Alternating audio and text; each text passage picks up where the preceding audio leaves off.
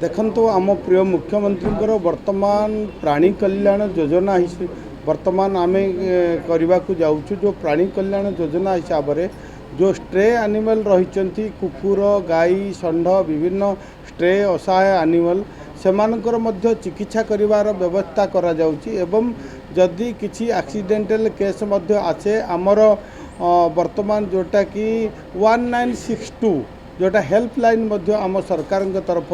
जारी करा जाइछि तेणु विभिन्न प्रकार पदक्षेप निया जाउची बुला कुकुर को बंध्याकरण करने सहित सेमानकर को मध्य किपरि तांकर जो बुला कुकुर और जो लोक मान को न कामुड़े से दिगरे मध्य पदक्षेप वर्तमान सरकार नौचंती।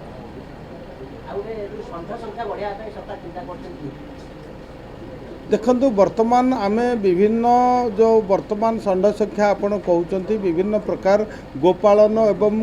गो सुरक्षा यही दिगरे मध्य सरकार वर्तमान पदक्षेप नौचंती जोटा कि मुख्यमंत्री कामधेनु योजना रे आमे विभिन्न प्रकार 8टी दिग उपर सरकार चिंता करुचंती। राज्य रे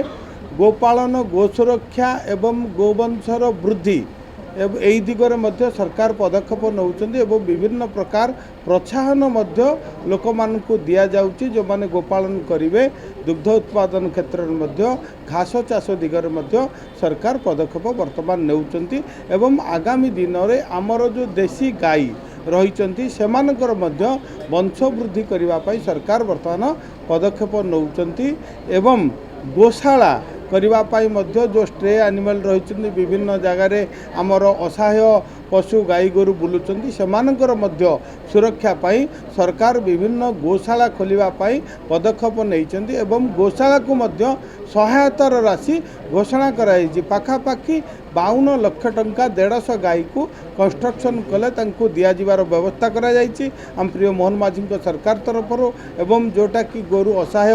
गाई गोरु मानकर खाइबा पाई जो रही गोशाला रे वर्ष को आम 20,000 टंकार देवार व्यवस्था करुचु तेणु यही सरकार गो सुरक्षा गो संपद प्राणी संपद वृद्धि पाई वर्तमान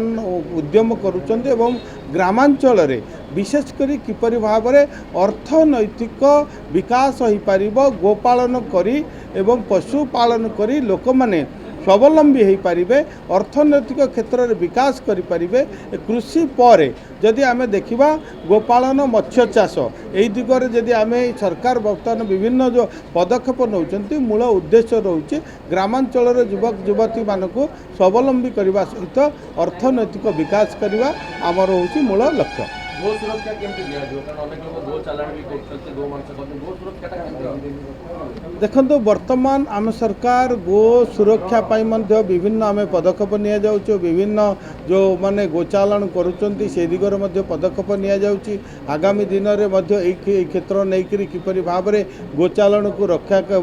बंद करा जिवो एवं गोहत्या बंद करा जिवो एई दिगरे मध्य आमर कमिटी वर्तमान गठन होईची एवं से कमिटी रे विभिन्न पदक्षेप निया जिवो आगामी दिन में यही जो गोचालन गो सुरक्षा गोहत्या यही दिगरु कठोर कठोर केमती आम पदक्षेप नेबा एवं गोमाता सुरक्षा हम निश्चित भाव में सरकार रे निश्चित भाव में पशु संपदर रक्षा हम एवं पशु संपद वृद्धि हम।